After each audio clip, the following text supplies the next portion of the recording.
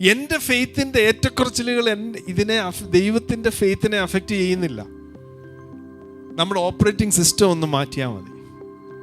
Will power base ചെയ്തുള്ള operating system മാറ്റിയിട്ട് സ്നേഹത്തിലൂടെ വ്യാപരിക്കുന്ന വിശ്വസ്തത എന്ന് പറയുന്ന ഈ ഫെയ്ത്ത് ഓപ്പറേറ്റ് ചെയ്യുന്നത് ബൈ ലവ് ആണ്. ഈ ദൈവത്തിൻ്റെ നമ്മളോടുള്ള സ്നേഹമാണ് ദൈവത്തിൻ്റെ ഈ ഫെയ്ത്തിലുള്ള ഈ പരിപാടികൾ മുഴുവൻ ചെയ്യിച്ചത്.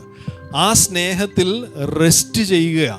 അതാ പറയുന്നത്, നീ മിണ്ടാതിരുന്ന് ഞാൻ ദൈവമെന്ന്, ഞാനാ നിനക്ക് വേണ്ടി ഇതെല്ലാം ചെയ്തിരിക്കുന്നത്. പിന്നെ നീ ഇനി അതുകൊണ്ടാണ് ഗലാത്യലേഖനത്തിൽ പറഞ്ഞത്, നിങ്ങൾ ആത്മാവ് കൊണ്ട് ആരംഭിച്ചിട്ട് ഇപ്പം ജഡം കൊണ്ടാണ്. ഓ ഫൂളിഷ് ഗലേഷ്യൻസ്, ബുദ്ധിയില്ലാത്തവരെ, നിങ്ങളുടെ ഇതെല്ലാം തുടങ്ങിയത് ആത്മാവാണെങ്കിൽ അവസാനിപ്പിക്കാനും ആത്മാവിന് കഴിയത്തില്ലേ? നിങ്ങളിൽ സൽപ്രവൃത്തി ആരംഭിച്ചവൻ ക്രിസ്തുവിൻ്റെ നാളോളം അതിനെ തികയ്ക്കാൻ ശക്തനെന്ന്.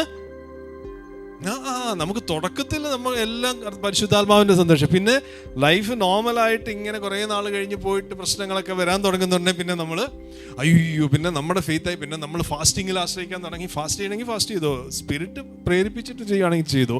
അതല്ലാതെ നിങ്ങളുടെ വിൽ പവർ ബേസ് ചെയ്ത് നിങ്ങൾ ഫാസ്റ്റ് ചെയ്ത് ദൈവത്തിൻ്റെ കൈ ഇങ്ങനെ ട്വിസ്റ്റ് ചെയ്ത് എന്തെങ്കിലും സാധിപ്പിക്കാമെന്ന് നിങ്ങൾ വിചാരിക്കുകയാണെങ്കിൽ നോ.